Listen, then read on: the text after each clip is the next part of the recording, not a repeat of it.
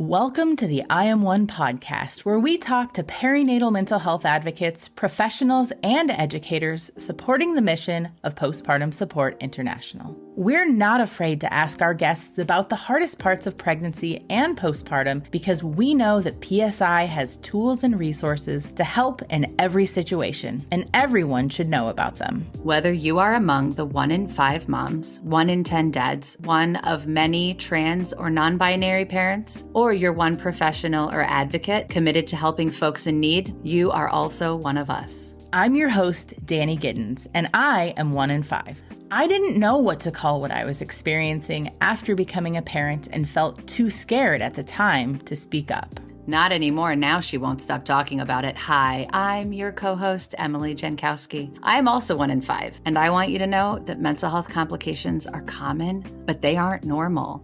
There's something powerful in knowing I am one of many. Whether you're already connected to the perinatal mental health world, looking for new ways to support parents and families, or just want to hang out with us in your earbuds, we are so glad that you tuned in. Of course they want to hang out with us. We're lovely.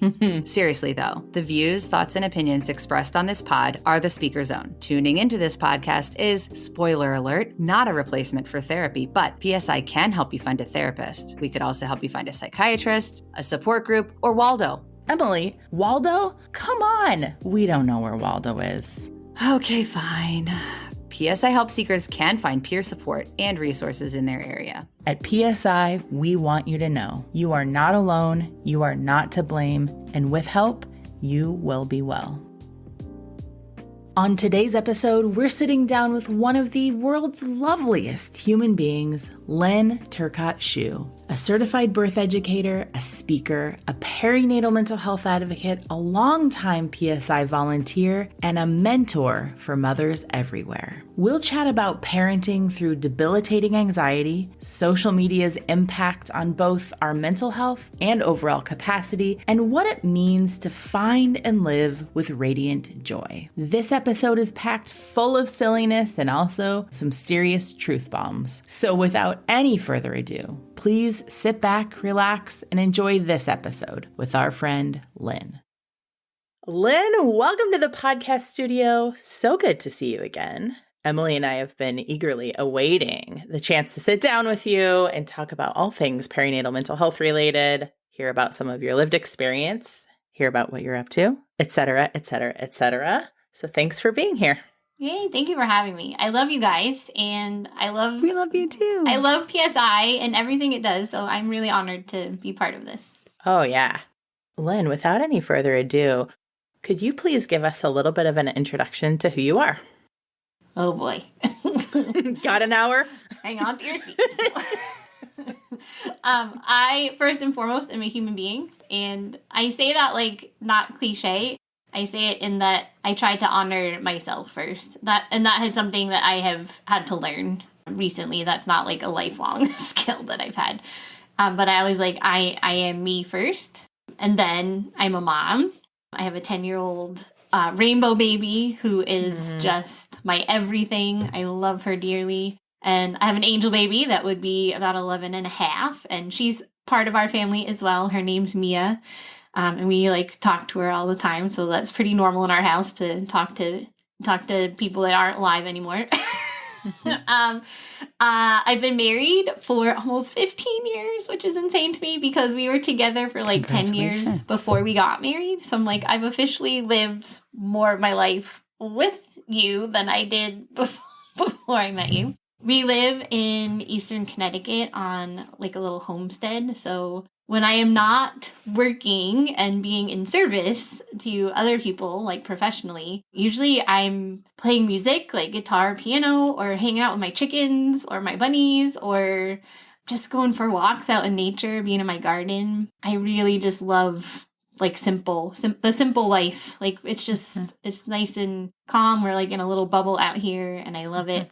Yeah, so that's me in a nutshell. We're kind of making a habit into interviewing chicken lovers. Ooh, hey, I mean, had a few. Maybe it's because we're awesome. Yeah. Yeah. Who doesn't like fresh eggs? Listen. Right? I will say, I know it's kind of disturbing to some people, but we raise our birds for both eggs and meat. So I personally process our birds. It's like part of my essence that I feel so much joy and pride in being able to provide for my family. So we have a big garden and we grow that food and I can it or I freeze it, and we have the chickens for eggs, and I water glass them so they will last all winter long. Oh, yeah. You know, we have the meat in the freezer downstairs. So it's like a source of pride for me. It's so funny because other people are like, you're weird. But I'm like, no, this is it's like my happy place. Whatever weird means. That's true. And I say thank you. When people call me crazy or weird, I say thank you. That means a lot to me. I appreciate it. That compliment. Probably have the most delicious food and the happiest chickens. Yes. They are pretty happy. Until, they're not. But... Right. Until they're making me happy. Yes. Delicious meal. Mm-hmm. But even that like plays into a huge part of my healing has just been finding not even religion, but like spirituality and just kind of coming home to myself. And part of the reason that I love eating the way we do and raising these animals is because every step of the way we're in gratitude. So like when I'm about to take a bird's life, I literally cry and I stand there and I'm like, thank you so much. Like your life is not being taken in vain. Your spirit is going to nourish my spirit. Your body is going to nourish my family. And like, it's really this like whole spiritual experience. It's been incredible. Wow. Yeah, I rambled a little there, huh? You didn't. I'm into it. You're more plugged in than many people into life on this earth. So it's incredible to witness. Thank you. Can you tell us what role perinatal mental health conditions have played in your life? Yeah, it's been Loaded question. life-changing. Go on. I'm very open about all of my life experiences. I had a pretty chaotic childhood because they're scars for me. And so I can speak to them and hopefully help other people heal, or at least know that they're not alone. They're not like damaged goods or something. So I struggled with depression and anxiety since I was like 9. As I grew and I went to therapy and got lots of tools, I kind of overcame the anxiety piece. And the depression part was what I was really struggling with. And then I got pregnant with my rainbow baby. And I was totally fine during the pregnancy. I didn't have any issues with either one.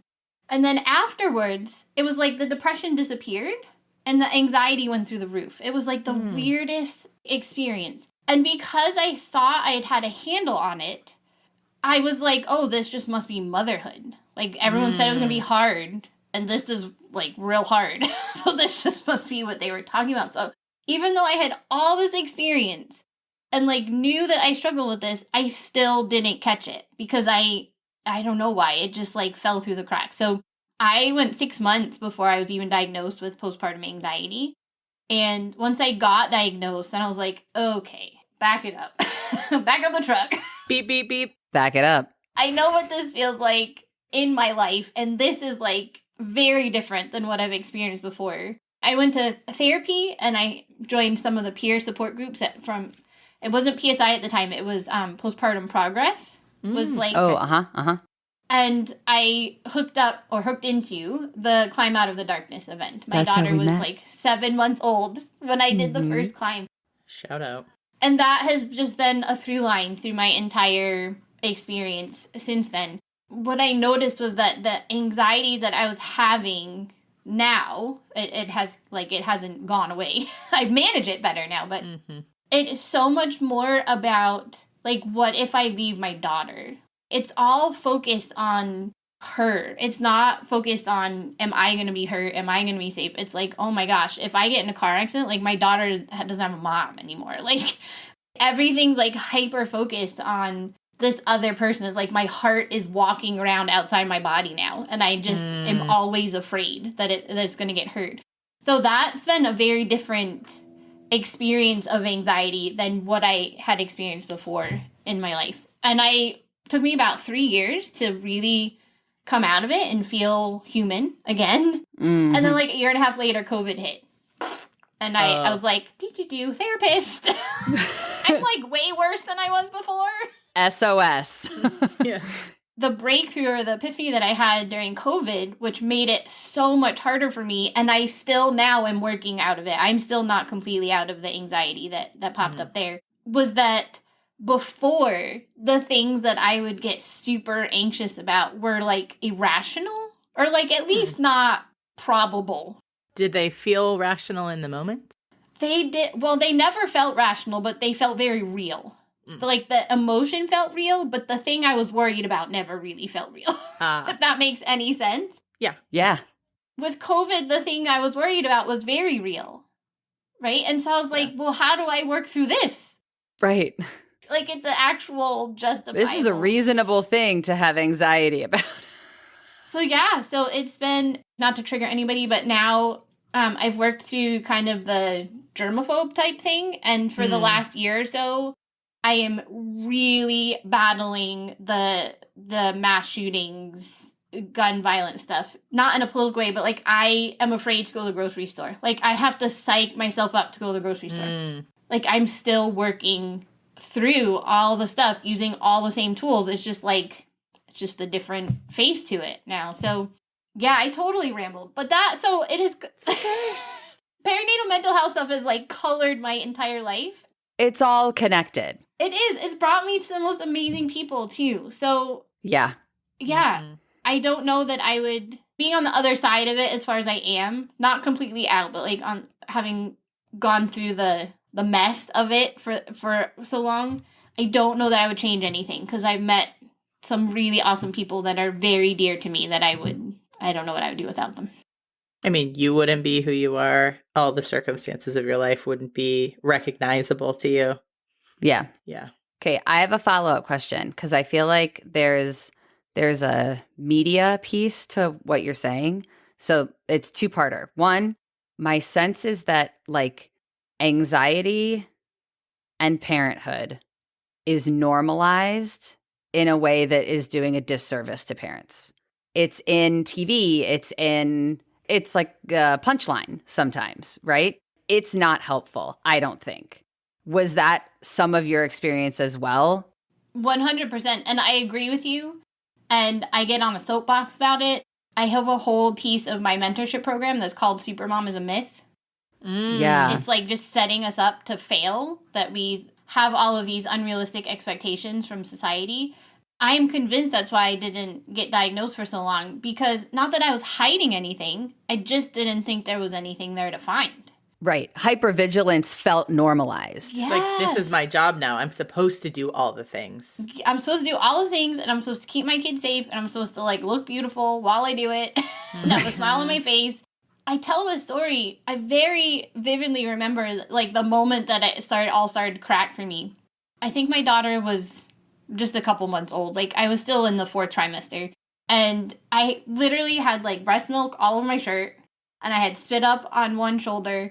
And I had, like, my hair was, like, just out of my face. I don't even think it was a messy bun. It was, like, a rat's nest kind of bun. I don't remember the last time I had showered, honestly. Like, it had probably been, like, 4 or 5 days. And I heard a knock at our door. And, like, we live in the boonies. So I was like, who's knocking on my door? Mm-hmm. And I peeked out, like, of one of the windows. And it was a friend's car. Like, I knew who it was. And so I was like, I got really excited to see this person because I hadn't seen her since my daughter was born. And in our kitchen, we have these, they're like glass front cabinets. So at certain times of the day, when you walk by, it's like a mirror, right? You can like catch your reflection. So I was walking to our front door and I just happened to catch my reflection. And I turned and looked and I was like, I am horrified. I am so embarrassed right now. Like, I cannot let this person into my house. Oh my You're God. like, hold on. And then you're like, I can't fix. Yeah. And I was like, well, she's here. Like, she's coming in. So I just took a breath and she came in. And she didn't bat an eye. She, like, hugged me and it was a lovely visit. She was actually the first person that had visited the entire time that walked in the door and said, hey, what can I do for you? I want to visit with you, but, like, what can I do? Can I start some laundry? Can I do some dishes? And I was like, you are a godsend right this second, first of all. And then we had this, like, lovely visit. On the way out, she gave me a little wink. Literally, she was like, you're kicking butt, Supermom. I was like, oh, thanks. Like, I felt really good. And then a couple days went by, and I was like, Supermom, huh? And I I literally went to Google and I looked it up, and all I kept seeing were these like illustrations of this mom like smiling and like 18 arms. Have you seen these? Where like she's literally like holding, doing all the things. Yes. Yeah. And like looking gorgeous and this huge smile. And I was like, I'm not that. I am not that at all. Like, something's wrong. What is wrong with me that I can't do that? Like, that's not. And that just sent me on this whole deep dive of, I don't want that. Like, not only am I not that, but like, I don't want to be responsible for everything. I don't want to. And so that was really the catalyst for me to go on a lot of inner work that has led me now to kind of help other moms have that moment where they're like, no, this is not, this is not real. This is not real life. You cannot do all these things and be alive. Like, you just can't. Yeah. Yeah. So you said you had 2 parts to your question. Oh, the other part is media related to COVID and other news. I feel like it's so hard to compartmentalize like things that I need to keep on my radar versus the things that like I don't need to let stay there. Yeah. You know, like it's so hard to figure out where I can have a positive impact or where I need to be vigilant and where I can just be like, that's literally not my problem. Everything feels like my problem the way that the media presents it, I think.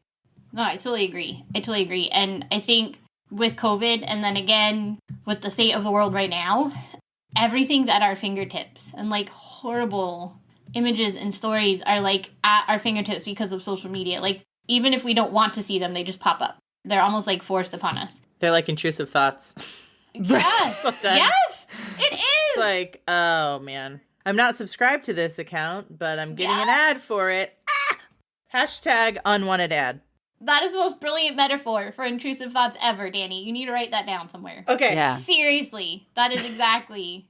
But so for COVID and right now, I'm actually getting a lot of, can I say crap? You may say crap. You can say... You could say other things. That's like a bad word for me, crap. Okay, so I'm getting like a lot of crap from family and friends because I go silent. I stay neutral. I don't even engage. I don't keep up with the day-to-day. And it's not because I don't care. It's because, like you're saying, Emily, we only have so much capacity. Yeah. My capacity right now needs to be to keep myself and my tiny human alive and well. And some days I have left over and I can then go and, go above and beyond. But most days I don't. For COVID, I unplugged from all things. Mm-hmm. And we had one news show that I felt was like kind of central, like not left or right. It was central. It was offering really good just updates and facts. And we would just like every day watch that for like 10 minutes just to get an update. Are there bans lifting? Are there bans back in place? Do we like just to be updated? And then the same thing with what's going on right now, in that like it's not that I'm putting my head in the sand and like not caring, but like I don't need to see those images. For people that don't have mental health issues, I don't think they understand that like one photograph will just flatten you. Follow you around. Yeah. Yes. And like it will haunt your every waking and sleeping dream because in your mind you're like, why can't I fix that? Like I should be able to fix that. Like I should there's something I should be able to do and you can't. Mm-hmm. And so I have learned to hold that healthy boundary and that like I understand it's happening. I understand it's horrible. My heart goes out. I pray every day. I meditate every day. I send positive energy out every day. Like I do what I can, but within a realm of protecting my mental health and that of my daughter. Because I have a meditation mentor that talks about how you cannot like help other people until you are stable yourself, right? And so my goal is I need to be stable. And when I shine a light on my own path, then it's lighting up other people's. Mm-hmm. Just by default, by ripple effect. So I've really had to just turn inward during these times. And like I said, I get a lot of flack for it from some people. And I just... Yeah, it's hard. It's hard. Everybody's got an opinion about what other people should be doing and are not doing enough of or are doing too much of. And it's like, you're never going to make everybody happy. And as a people pleaser... Sometimes I have a real hard time with that. But The closer to 40 I get, the fewer you-know-whats I give. So, Right. things are looking up. I turned 45 this July. Okay. And it is like, freedom! Literally, I'm like, I hear you. You don't like what I'm doing? Okay, I'm going to send you away with love. Like, enjoy your life. No skin off my back. Like, I'm proud. I can look in the mirror every morning, every night, and be like, I am proud of me, and I'm proud of this day, and I'm proud of how I'm living. I can't help you if you have a problem. Like, that's your problem. You do weekly consults? Just asking for a friend. But seriously, though. I have a mentorship program for moms that I run all year round. We'll ask about it. But first, I'm curious, Lynn. When I'm thinking back to you being in the perinatal period, you're experiencing postpartum anxiety. What was it like getting help, the help that you needed? I know that you mentioned finding a therapist. Did you recognize that things were happening inside for you? Did your partner say something to you? Was it another family member that was like, this is tough, and maybe it might be a good time to get a little extra help? Feeling like yourself again? Or I love that question so much. I love it so much. So good job, Danny. When I finally figured out that something was not right, before we hit record today, I shared with you guys that I am an empath and that I have had like energetic connections and received messages and things for my whole life, right? I don't talk about it a ton. It's part of my everyday experience. If you follow me on social media or are around me in real life, like it's there, but I'm not like preaching it. But I quite often as a child would have dreams, and then those things would happen within the next couple weeks or couple months or whatever. And so that is an underlying programming that I have. Now, fast forward to 6 months postpartum, and I have this dream, this very vivid dream that I'm dreaming about the whole morning, like what's going on in the morning. We're up, we're getting ready, we're eating breakfast. My wife's getting ready for work. And she, we give her a quick hug and peck on the cheek because there's 18 million things going on. And she walks out the door. And then 2 hours later, a cop comes to the door. And he's there to deliver the news that my wife was in an accident and that she didn't make it. And that was the dream that I had had. So when I woke up, I was already in this oh my God, was this just a dream? Because sometimes when you're pregnant and postpartum, you have weird dreams, right? Mm-hmm. I was was this a dream? And so I started freaking out because I wasn't sure. The morning was just how I had dreamt it, but all mornings were like that. So that wasn't really telling. Yep. And then she went to walk out the door, and I literally put my child on the floor, not even in a seat, just on the floor. Yeah. And I barricaded our door with my body, and I just burst into tears. And I said, you cannot leave this house because you will not come back. And it was this 15-minute long argument between her and I where she was trying to help me. But I was like, no, you're not understanding. You cannot go. This is not something, you're not leaving this house. Maybe I'm not being clear. Yeah. Take your shoes off and get comfortable. Exactly. Go put your jammies back on. We're having it. We're playing hooky. It's not happening. I'll make snacks. Come on. I love it. So she calmed me down enough because she has been with me for a very long time that I was able to okay, maybe this was just a dream. I'll figure it out. Mm-hmm. And she left, and she came home, and she has come home every day since then. Knock on wood. Mm-hmm. And there we go. Thank you. I know. Yeah, covering our bases.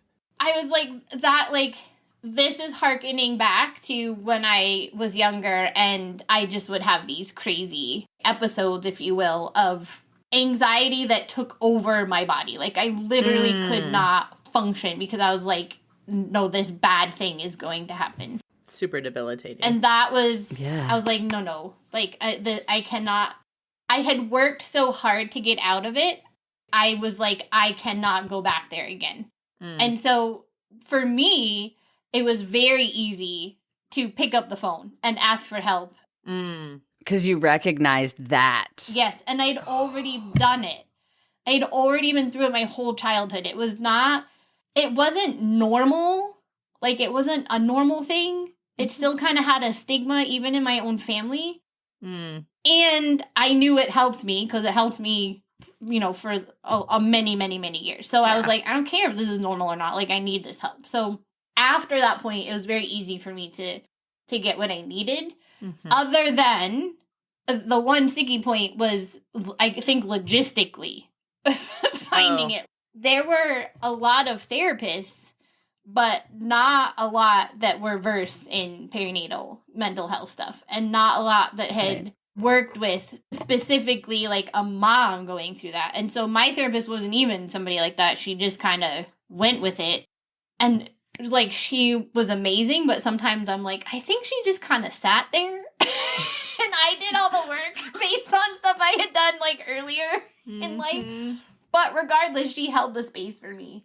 I mean, if you're an external processor, that might be what you needed, That's what I'm saying. Like, I like just her holding that space for me to like, that was focus time. And so that alone was worth it. But there was that moment and then you recognized it. Yeah. But I just want to recognize that I understand that it's not like that for a lot of people. I can see and empathize and recognize that step of actually picking up the phone and like admitting that something's wrong, that you need help with something, that might be the hardest part. Yeah. It just wasn't for me, but I know that it could be for a lot of people. Yeah, making that phone call did feel pretty rough to me. It was, but it's okay to do it. Okay, I know the answer to the next question, but I'm going to ask it anyway. How did you first hear about and get involved with PSI? Yes, well, PSI found me through the Climb Out of the Darkness. So, like I had said, one of the very first community type things that I plugged into when I was starting this experience was this event called Climb Out of the Darkness. At that point, it was run by Postpartum Progress. In fact, I still have the original shirt. It's like this woman with like the shield, right? Oh yeah, I don't have that shirt. It's just really cool. I still have it and wear it. But at that time, it was still a pretty small event. Yeah. And my therapist had actually recommended, hey, check out this organization and see like what you can tap into, what you can plug into. Yeah. So I was like, I read the event, I read the description. I instantly was like, I need this. Like, I need to see other moms and know that I'm not alone. Mm-hmm. And the closest event was like 4 or 5 hours away from me. And that was just not doable. So I looked at my wife. Because this is how I do. I have, like why not? I looked at my wife in the midst of all of this, like, I know I just blocked you from leaving the house. But hear me out. Will you help me plan an event? Over the snacks that she lured her away from the door with. Oh, God. She was like, also, want to put on a party at a park? Yeah. It was. So she was like, she knows me. She was like, whatever. Like, well, I'll just roll with it. This is just how we are. So I started my own climb team. And that first year, it was me, my wife, and my daughter. Mm-hmm. We went to Bluff Point State Park. I unknowingly started our like rock ceremony because while we were there, my daughter and I were just picking up random rocks. Mm-hmm. And I carried mine with us and I was fiddling with it, like you would with a stress stone. I was like fiddling with it and I was like repeating all this stuff in my head that I just needed to let go of. And by the time we got to this one little beach, I was just so amped up and I was so mad at the world and I was just so like pissed off that I was going through all this again and, just like in that place of like just grief. You're just like, why is it so hard? Because it was still a wound. It was a wound for me at that point. I just was like rubbing the bejesus out of the stone and I got so mad I just threw it into the ocean. And my daughter was in a backpack, right, in a carrier.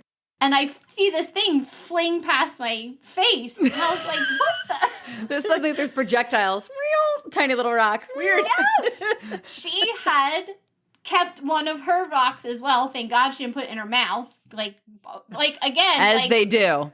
Boss mom right there. Like, I didn't even know my 6-month-old had a rock in her hand, but she copied me. She threw it into the water. And that was the beginning of our rock ceremony that we've done. So the Climb Out of the Darkness was where I really plugged in. And I think 2 years after, I think it was like my second or third year leading that climb. I've led it every year since then. PSI took over. And so that's how I was introduced to PSI and all of the wonderful, amazing things. Yeah, I emailed you and I was like, so same story. Different locations / same location, but different management. Yeah. Yes. Yep. It's like we are under new management, but the principle is the same. Yeah. Yes. No, And it you was were like, awesome. I'm in. We love that tradition that you have. So at your climb, just to reiterate, many climb events, we'll have a walk. So you have the participants go on a walk with you. You all pick up a rock. So now it's an official part of our climb. It has been for 6 or 7 years. People are like, are we doing it? I literally get asked. Now we bring Sharpies and we always start with a circle. So we start with this really circle of safety where we can share if we want to. We'll do some breath work. We might do some stretching, but it's this whole just looking at each other, facing each other, being able to look into each other's eyes. And there might be 10 people, there might be 40 people. Each year is a little different. And I always very openly share my story and why I'm there and why I'm climbing. This year, I might get a little flustered, but this year, my daughter asked if she could speak right after me, and she was amazing. She shared how up until this year, the climb was just this awesome event that she got to see her friends and participate, and she knew what it was about. These are her words. She was like, I know, I've always known what it's about. I've always supported my mom. And she said, but this year my anxiety's really kind of coming out. And she said, this year the climb is for me too. And she was like, it's healing me too. And I was like, oh God, I can't. I was trying to hold it back. So we do this little circle, and when we dismiss the circle, we explain when we dismiss this, everyone needs to find a rock. It's going to be a rock that is flat enough that you can write on, and you're going to write your burden, the thing that you need to let go. You're going to write that in Sharpie on this rock. Mm-hmm. And we're going to carry this rock for the whole walk, because that's what we do with burdens. We carry them. And then when we get to the beach, we all line up. And facing the ocean, we line up and we count to 3. We have a theme song. My amazing friend Will Evans wrote this awesome song. So I put that on a speaker and we count to 3 and we all throw our rocks into the ocean at the same time. And then we usually cry and shake it off and hug and do whatever. I want to go to your climb. It's awesome. You all are welcome. Site visit. On this beach that we go to, there's lady slipper shells everywhere. Oh. It's literally, instead of sand, it's lady slipper shells. I'm telling you, the Northeast is just... It is. It's beautiful. I know. I have some outside from Connecticut when I was there, 2 summers ago. Yeah. So we pick up a shell, and then we write what we need to bring with us. What are we taking back from this day in Sharpie? Oh. And so, a lot of people will write, community or hope or faith or trust or love or whatever it is that to remind them of how strong they were and that they let these burdens go, and we take those shells home. We exchange this really negative heavy thing and we bring home this really awesome positive message. Yeah, that's take awesome. What you need, leave what you don't, right there. Yeah, in a nutshell. It's pretty cool. It's pretty cool. Final question before we get to the very exciting lightning round is what are you doing to support people in the perinatal period and frankly beyond, because parenting's just hard? Yeah, so I have had many iterations to the way that I support moms, basically based on the stage I was in, because as I get better and learn more about myself and do more inner work and find all of these new amazing things about life and motherhood, I can help the people that are a few steps behind me, right? So My daughter was 3. I couldn't really help many people other than the ones trying to give birth to a baby or right. that 4th trimester. Mm-hmm. Right. But now my daughter's 10. We've gone through a lot. We've really built this amazing relationship together. And so I support moms with kids that are 10 and under. And what I do is help them to get out of survival mode. So we work on making sure that you're meeting your basic needs as a foundation. And then when we build on that, once we have that in place, the next kind of pillar that we focus on is, like I said, Supermom is a myth. And so we talk about all these limiting beliefs and negative self-talk and like all these programming things, even from childhood, that might be holding us back. All these unrealistic expectations that we need to just like peel away. It is a fact that we only have a finite amount of time with our kids when they're little. And then they grow up. And so why spend that whole time being in zombie mode because you're so overwhelmed and you're so burnt out? You're doing yourself and your kid a disservice. And so we just talked about all of these unrealistic expectations and pressures and how to let go of them and kind of redefine what you want this experience to look like. Mm-hmm. And then the third pillar is parenting. Like, okay, now that you've done all this inner work and you're in this awesome place of calm and you feel really connected to yourself, you're in this place where you feel joy. Like you literally, I call it, so my business is called Radiant Joy Motherhood. Mm-hmm. And I describe radiant joy as that joy that just like explodes out of you. Like when your kid does something silly and you just burst into this belly laugh. Or like all the time I'll be doing the dishes at night and we play music in the background. Yeah. And we just have it on shuffle and like a certain song will come on. I'll be like, oh hell no. And I'll drop the dishes and we just dance around. And like that's like radiant joy to me. Mm-hmm. So I'm like, okay, we've done this foundational work. Now let's get there. And let's have this amazing, joyful, connected experience with your kid while they're still little. And then when they're adults, you will still feel that connection because you've built a strong foundation. So that's kind of the program that I take moms through now. It's a 16-week program, and it's one-on-one mentorship and group mentorship combined with a community, and there's actual like course material to look through. So that's kind of where I'm at. But I think no matter what stage of parenting you're in, even if you're not yet a mom, right? Even if you're in that stage where you're trying to get pregnant or you're trying to adopt or something, like it can be so overwhelming and all-consuming. I think that's the piece that people don't quite understand until you're in it, is that it's all-consuming and you can so easily lose yourself in it. Mm-hmm. And if you are not whole, like how are you supposed to help anybody else? How are you supposed to be there for anybody else? Put your oxygen mask on first, people. Yeah. It is. Mm-hmm. It is, for sure. Do you ever get requests from dads? Is this just like a mom thing? Curious. I have had several dads reach out to me over the years, and I have referred them to other people. And it's not because what I do can't help them. I feel like even for a stay-at-home dad, right? Society has a different expectation for a dad than they do for a mom. And the mom carries so much of the mental load and just the default running of the house, that all this invisible work that nobody even sees, that you can't really understand unless you're in it. And I use the term mom and dad here, but we are a same-sex household. We are a two-mom household. And in my house, I am the quote-unquote mom, and my wife is 100% the quote-unquote dad. Like, I love her dearly. She is an amazing partner. She's a great parent. Yeah. She tries. Like, she tries. Under the bus. Backing up over. Like, this is hot goss. She does stuff, and she will do the laundry for, I'll be like, hey, I have all these meetings, and she'll say, without even asking, she'll be like, hey, I'll do the laundry, I'll do these things, I'll do the dishes. Like, that's hot. She does stuff. It is. She's like, hey, babe. Boom. Dishwasher's on. Yes. And her love language is acts of service. So I'm like, oh my God, you do love me. Thank you. You did the laundry. I love you too. Yeah. Thank you so much.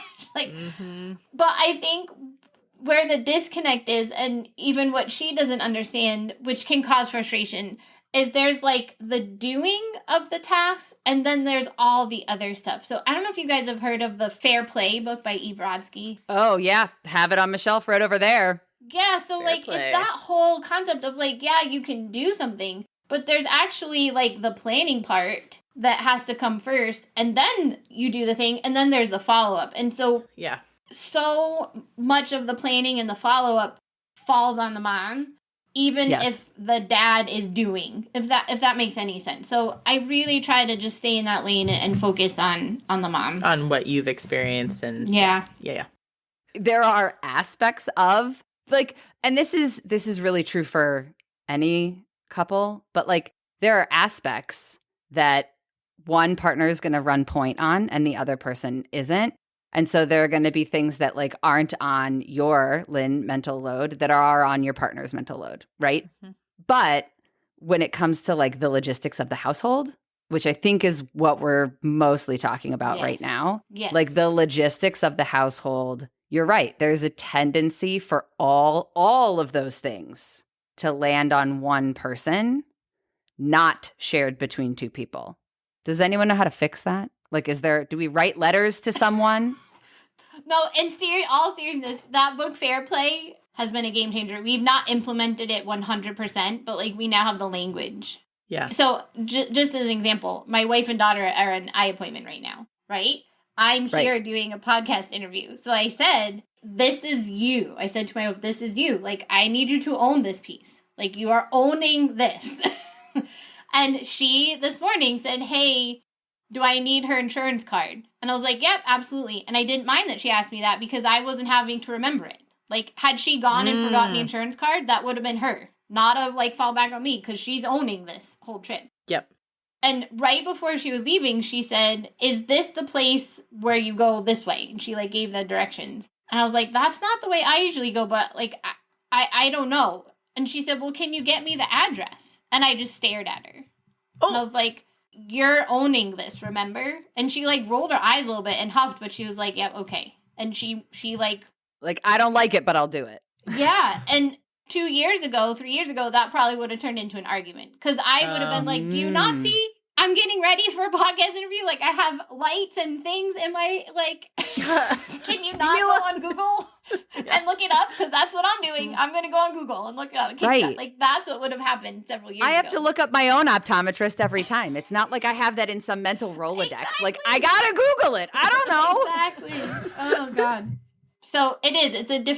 It's just a different expectation. It's a different pressure. It's a different type of exhaustion. If you're not carrying that mental load, you just don't understand. Because it's literally like we go to bed and I'm like, okay, I'm going to the grocery store tomorrow. I can't forget to check in the pantry to see if there's mustard in there because I know the mustard bottle in the fridge is half empty. And like, you're literally going through this whole list of like, you know, does my kid have clean underwear? I know there's 3 pairs in the laundry basket from yesterday. And you're like and you then know I folded another 2 pairs. Yeah. And it's crazy. So you're like, there's just, this is how I describe it when I first start working with a client. I say to them that as that default parent mom, it's like a computer with 18,000 tabs open. Oh, for sure. You can either do some work that will close some tabs and make everything run better. Mm-hmm. Or you can continue the process and keep opening and the whole thing's going to crash. Like, those are the only 2 options. You're not wrong. Right? Like. Yeah. Before we got on here with you, Lynn, I mean, I opened all 10 windows that I had open and said to myself, do we really need all these tabs open? And I took a deep breath on some windows. I scanned all the tabs and went, we can close this. It felt really scary, but I'm down to 3 windows now. Yeah, see? It is legit. And if it's really important, I'll come back to whatever. Anyway, well, I think it would be a great time for us to hop into the lightning round if we're all ready. Let's do it. I'm excited. I'm nerve-sighted. Nerve-sighted about the lightning. Nerve-sighted. I like it. I relate to that emotional state. Excitus? Never mind. I don't know. Okay, Lynn. Exservice. Emily. Sorry. Continue. Lynn, besides this podcast, do you have a favorite podcast that you'd like to recommend? Ooh. I listen to a lot of, like, different ones. Okay. No wrong answers. Tell us. Does not have to be perinatal mental health related. Yeah. Doesn't. I really love, now I'm forgetting the name of it. My daughter and I listened to it together. It's Mindy and Guy Raz. You want me to Google it? I'll do a hasty Google. Oh my gosh. I'm totally, like, we literally. Wow in the World. Wow in the World. Oh yes. my gosh. How did I not know that? That's a great podcast. Yes, I love it. It's super fun. And it's like, I geek out about science stuff too. So like my daughter and I literally can listen to it and I'm enjoying it just as much as she does. I also follow a couple like business, like entrepreneurial people, and Jasmine Star is one of my faves there. She's not for everybody. She's like this amazing Latina like boss mom, but she's like super hype all the time. She like talks a million miles a minute and I really love her. Great. Next up, do you prefer a book in your ear or a book in your hand? Oh my God, in my hand, 100%. I love the smell. I like to like dog ear the pages if there's something I want to go back to. Yeah, totally. Are you a note taker? Like if you're reading something that's like a fair play, like a self-help or like a whatever, are you like in the margins, like do? Uh-huh. Oh, I have a separate notebook next to the book that I'm taking notes in. Yes, wow. 100%. I need to level That's up next my level. game. Yeah. Sure. I got to do that. That's next level. I like to write little notes in the cover of the book about like my big takeaways and then pass them on to a friend. I like to like. Oh my gosh. You can't do that with a digital book.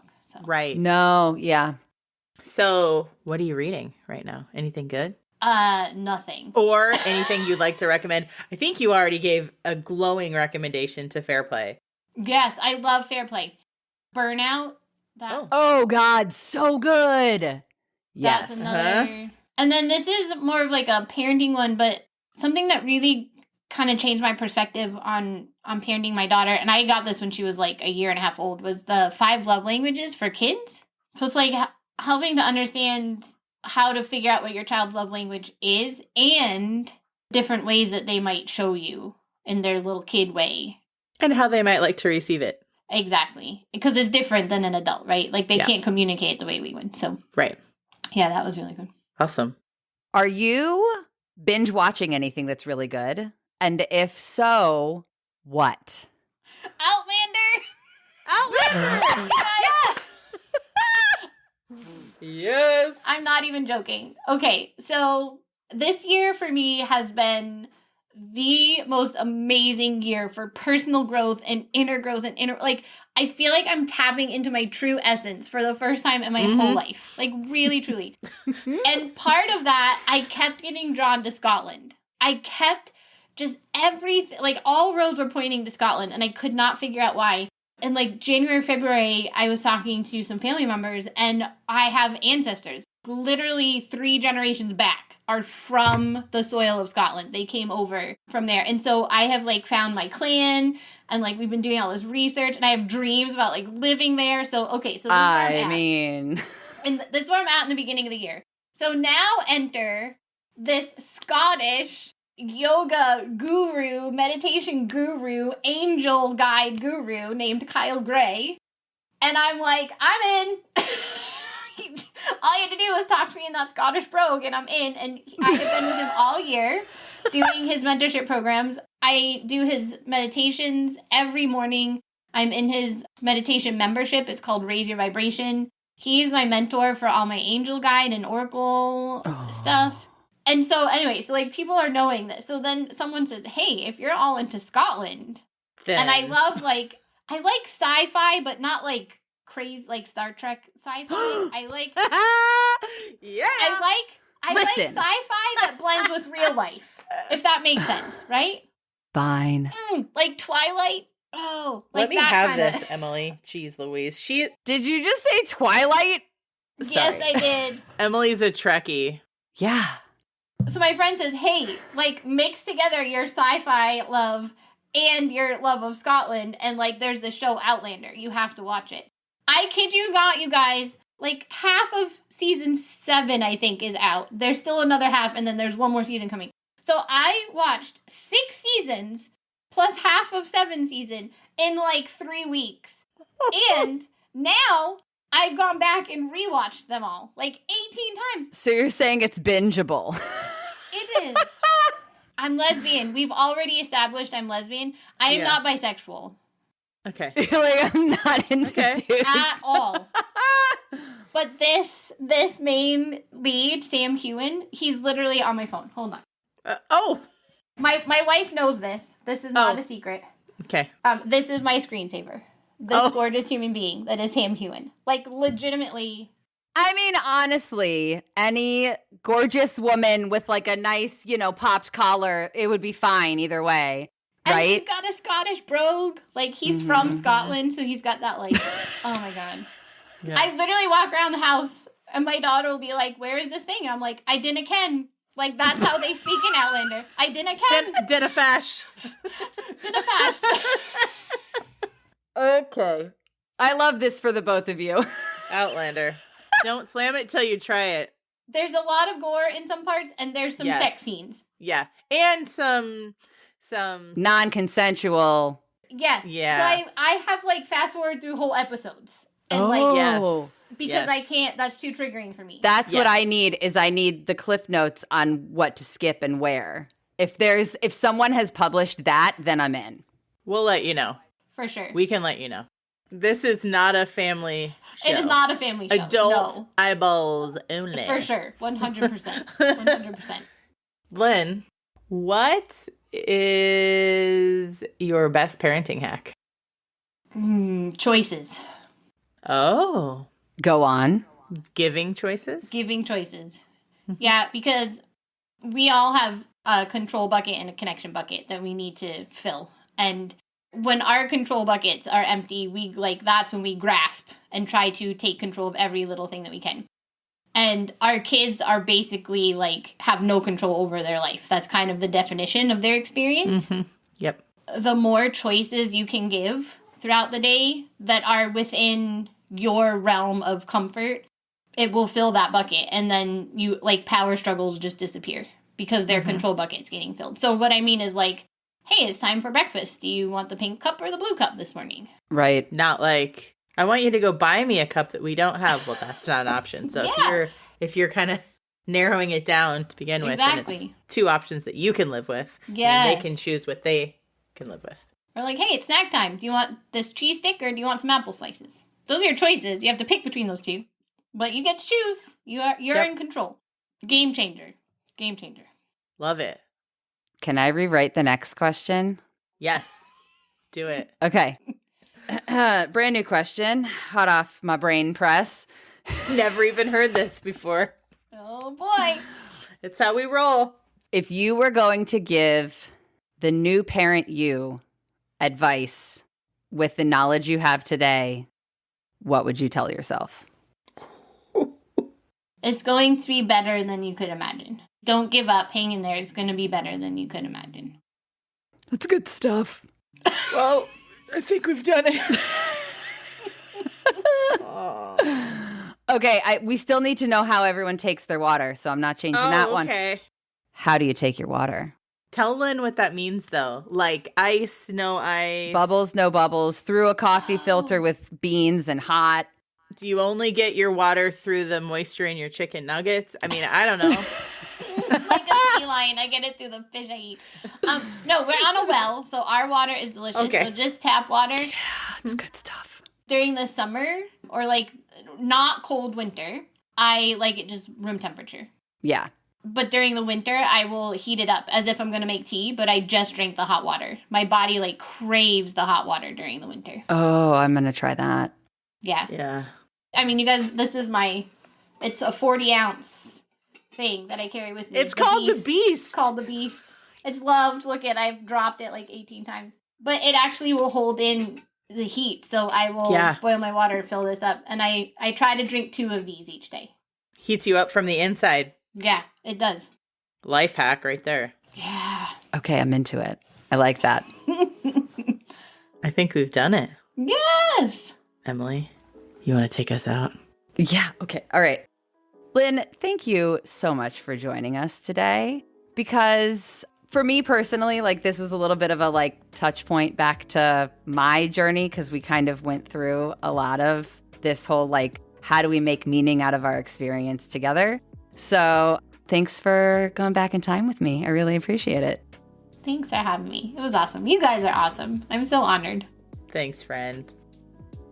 Thanks for tuning in to the I Am One podcast. Check out today's show notes where we'll drop links to all the important things that we mentioned in this episode. Please consider sharing about I Am One on social media and following and rating our show wherever it is that you listen to podcasts. It only takes a minute of your time and, well, that'll help our collective mission of bringing resources and local support to folks worldwide. From everyone here at PSI, thanks again for listening.